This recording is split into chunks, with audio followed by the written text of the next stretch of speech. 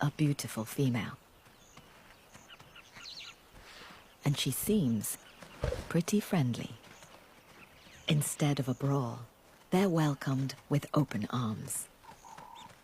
Having lost their cubs, these 4 Hollywood sisters are ready to start a new family. For that, they need strong males, both to sire and protect any new cubs that may come along. So, all the females are in full-on flirt mode. Coalitions don't fight over breeding rights. So Spike, Mohawk, and Axel mate with all the females. It's an epic affair. Every 20 minutes for 4 days. They may seem ready to have cubs, but these females are playing their own game. Although they're mating, they won't get pregnant.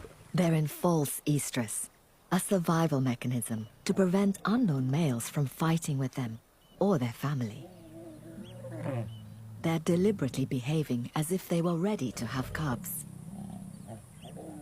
This manipulates the males into being less aggressive.